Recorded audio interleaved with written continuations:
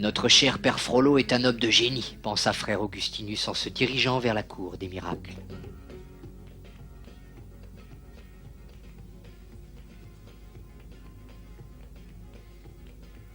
Tiens, je crois qu'on a de la visite, cria la vieille clocharde. Le roi de la cour des miracles était plus que surpris. Jamais ces gens d'église qui disent vouloir aider les malheureux n'étaient venus leur porter le moindre morceau de pain. Vous êtes bien courageux pour venir dans un tel endroit. Qui est votre chef? J'ai une très mauvaise nouvelle qui concerne Esmeralda, dit le moine. Alors le roi se présenta et lui demanda ce qu'il entendait par mauvaise nouvelle. Le pauvre homme ne se doutait évidemment de rien, et il expliqua qu'elle était en danger, qu'elle avait été condamnée à être brûlée vive à la suite de son procès en sorcellerie demain à l'aube, et qu'elle était réfugiée dans la cathédrale. Mais elle est en sécurité dans une église, objecta Pierre, et c'est là que le moine commit le péché de mensonge. Venez la délivrer cette nuit, car l'évêque la retient prisonnière. Il dit que les sorcières n'ont pas le droit d'asile dans une église. Venez la libérer. À ces mots, Pierre prit la parole. Il ne faut pas la laisser entre les mains de ce monstre. Allons-y tous. Chers frères, je ne sais pas comment nous pourrons entrer puisque les portes seront fermées. Peut-être bien que le bon Dieu nous donnera un coup de main.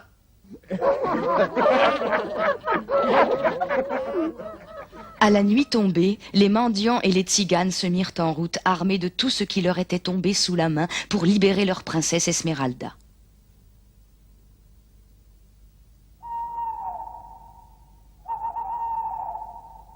Cette nuit-là, conscient du danger, Quasimodo resta sur le qui-vive et du haut de son clocher, il surveilla le parvis de Notre-Dame. Et lorsqu'il vit des gens armés jusqu'aux dents se diriger vers la porte de la cathédrale, il les prit pour des soldats. Les soldats viennent chercher Esmeralda, mais je me battrai comme un lion pour elle. Le roi de la cour des miracles expliqua à tous qu'il fallait faire exploser la porte de la cathédrale.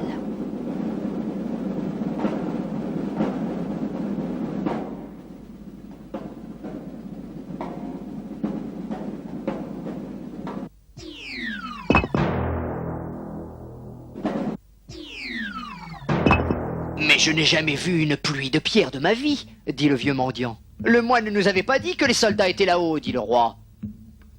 On les aura tous, cria le mendiant. C'est Quasimodo, cria Pierre.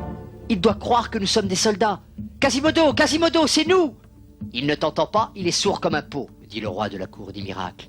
Et le vieux mendiant, qui était lui aussi à moitié sourd, comprit qu'il n'y avait qu'un seul soldat dans le clocher. À l'attaque, mes amis, dit le roi.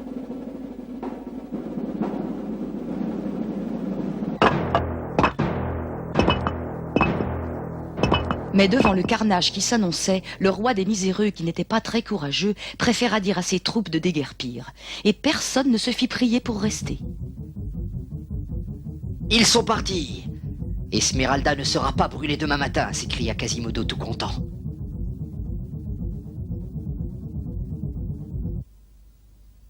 Pendant ce temps-là, Esmeralda et Djali commençaient à s'impatienter. « Tu as entendu tout ce bruit ? J'ai bien l'impression que les soldats sont en train de monter dans le clocher pour me chercher. Oh, j'ai si peur. Ça y est, ils entrent. » Alors, petite sorcière, tu ne t'attendais pas à me voir, hein ? Lui dit-il. Figure-toi que ton cher ami est en train de se battre contre tes amis qu'il prend pour des soldats. Quasimodo est un imbécile. Il n'a pas assez de jugeote pour comprendre que c'est moi qui ai organisé cette diversion. Qu'est-ce que tu en penses, dis-moi ? C'était une bonne idée, n'est-ce pas ? Moi, je trouve qu'elle est excellente. Allez, viens, sorcière.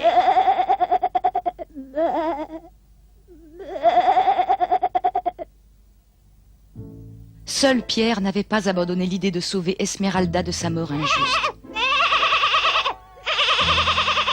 Il n'en croyait pas ses yeux. Mais oui, c'était Djali. Il ne comprenait plus. Tu veux me dire qu'Esmeralda est en danger ? Demanda-t-il. Elle est prisonnière du père Frollo, c'est bien ça ? Dans ce cas, tu vas me conduire à eux, et je me battrai seul contre cet homme abominable. J'aime Esmeralda. Je ne veux pas qu'elle meure, et je tuerai l'évêque s'il le faut.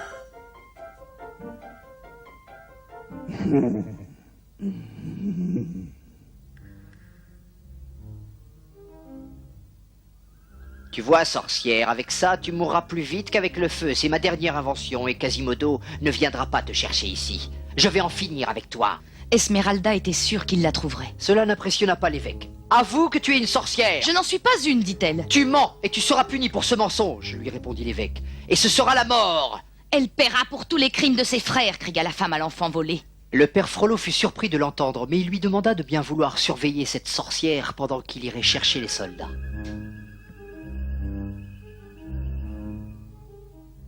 Tu as mérité ton châtiment, justice sera faite.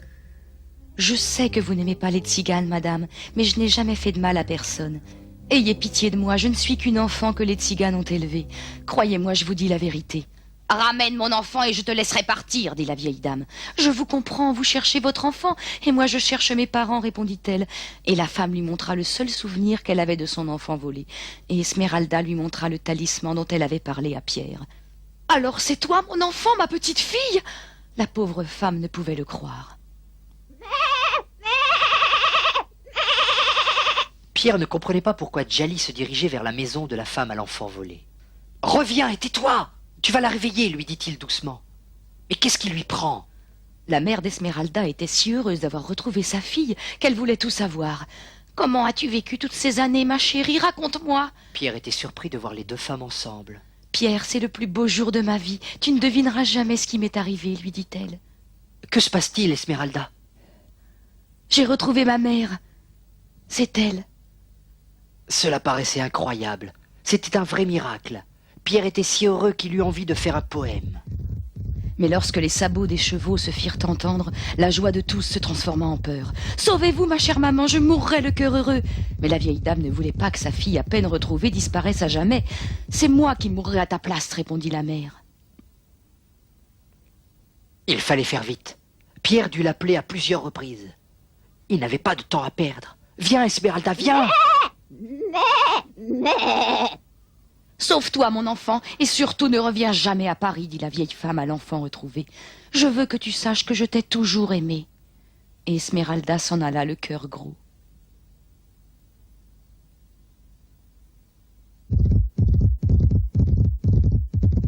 La tzigane a réussi à s'échapper dès que vous êtes parti, dit la vieille femme au père Frollo. Mais comment cela est-il possible? Envoler la sorcière? Il ne pouvait le croire. Et elle lui expliqua que la tzigane lui avait jeté un sort et que les cordes s'étaient déliées toutes seules, que ses cordes s'étaient enroulées comme des serpents et qu'elle s'était évanouie de peur. « Vous n'allez pas me tuer à sa place, j'espère, ajouta-t-elle. Et le père Frollo, qui voyait des sorcières partout, lui hurla que oui. Vous aussi, vous en êtes une, je le vois. Soldats, emparez-vous de cette sorcière. Mais le capitaine, qui était un homme sensé, lui répondit que ce n'était pas possible. Tout le monde la connaît et sait très bien qu'elle n'aime pas les tziganes. Vous ne vous souvenez pas qu'ils lui ont volé son seul enfant il y a 20 ans? Et qu'elle vous l'a dit elle-même? L'évêque ne savait plus quoi dire. Il était pris à son propre piège. Mais si, je m'en souviens. Et il préféra s'en aller. Il est complètement fada, notre évêque, s'écria le gentil capitaine.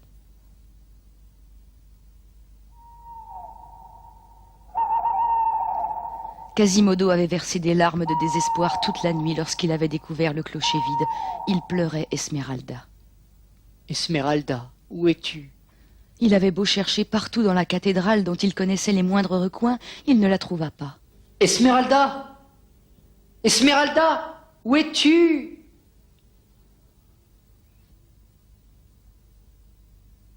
Il remonta dans son clocher, mais il n'avait aucune envie de sonner les cloches, alors qu'il était l'heure de la messe. Le père Frollo n'avait pas oublié l'heure. Ah, ce maudit garçon! Enfin, qu'est-ce qu'il fabrique encore? C'est l'heure de sonner la messe! Au travail! Tu dois m'obéir quand je te demande quelque chose, cria-t-il. Mais Esmeralda, où est-elle? Elle est partie, répondit-il. Combien de fois faut-il que je te le répète? Et même si je te le disais 100 fois, tu ne comprendrais rien. Tu es sourd comme un pot. Devant le rire de l'évêque, Quasimodo se fâcha. Qu'est-ce que tu lui as fait? Où est-elle? Tu l'as tuée. Je sais que tu l'as tuée, cria-t-il. Et l'évêque bascula dans le vide.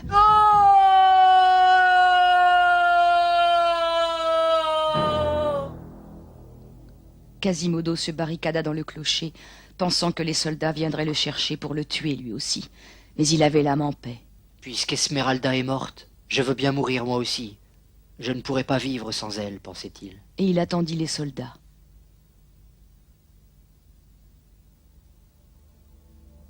Quasimodo s'enchaîna lui-même là où Esmeralda avait été enchaînée avant de disparaître.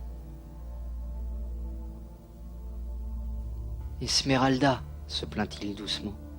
Lorsqu'il entendit le chambellan lui dire « Tu as encore perdu ton sifflet. Espèce d'imbécile! Quasimodo comprit qu'Esmeralda était en vie. Ouais! Je vais pouvoir la revoir, comme je suis heureux. Esmeralda! Il regardait son sifflet comme un trésor. Elle était sauvée. Et il resta dans son clocher toute la journée, le sifflet à la main, en pensant à sa princesse tzigane. Après leur retrouvaille, Quasimodo, Esmeralda, Pierre et Djali quittèrent Paris. Ils emmenèrent avec eux la mère d'Esmeralda et ils vécurent très heureux. Si vous connaissez la cathédrale de Notre-Dame de Paris, vous avez sûrement entendu sonner les cloches. Mais elles ne sonnent pas aussi bien qu'à l'époque où Quasimodo leur parlait si gentiment. Mais il y reviendra, peut-être, un jour.